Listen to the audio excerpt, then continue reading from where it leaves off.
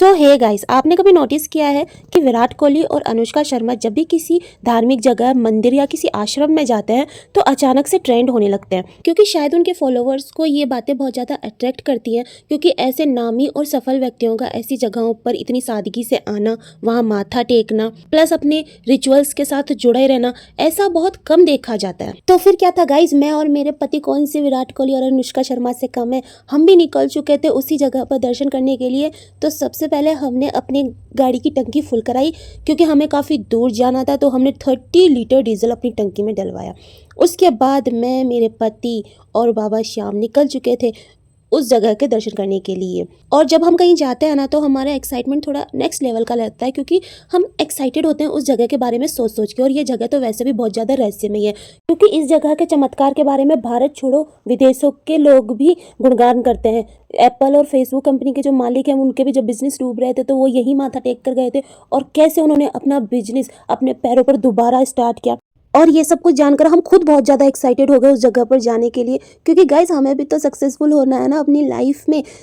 तो वो जगह कौन सी है ये जानने के लिए तो आपको वीडियो के एंड तक बने रहना पड़ेगा गाइस। और फिलहाल हमें ये मिला है टैंकर, जिसको देखकर सबका कलेजा धक धक करने लगता है गाइस, क्योंकि इसके भी अलग ही कारनामे हैं।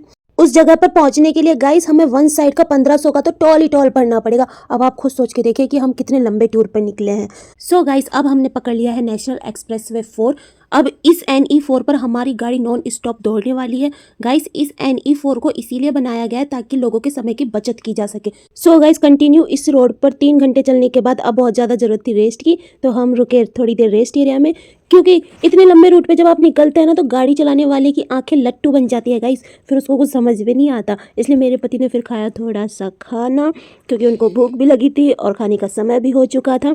उसके बाद हमने किया थोड़ा सा फोटोशूट, रिकॉर्डिंग कर ली, क्योंकि गाइस जो समय है ना वो लौट के नहीं आता। जो भी आपके पल है ना उनको रिकॉर्ड कर लेना चाहिए, और अपनी लाइफ को जैसे भी हो इंजॉय करते रहना चाहिए गाइस। रात में ओस की वजह से गाड़ी चलाना थोड़ा मुश्किल होता है गाइस, इसलिए सुबह होते ही हम निकल चुके थे हमारी मंजिल की ओर। लेकिन हमारी मंजिल अब भी हमसे 79 किलोमीटर की दूरी पर थी, और हमारी मंजिल तक पहुंचने में सबसे बड़ी जो बाधा उत्पन्न हो रही थी, उस बाधा का कारण था ये ट्रैफिक। लेकिन मेरे पति इस ट्रैफिक को चीरते हुए अपनी मंजिल की ओर आगे बढ़ रहे थे, और आसपास के व्यू को एंजॉय करते हुए पहाड़ी के टेढ़े मेढ़े रास्तों पे उन्होंने अपनी गाड़ी को एकदम टार्जन बना दिया था।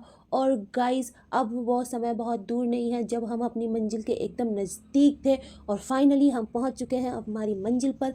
तो जी हाँ गाइस, हम दर्शन करने आए हैं नैनीताल में नीम करोली बाबा के आश्रम में।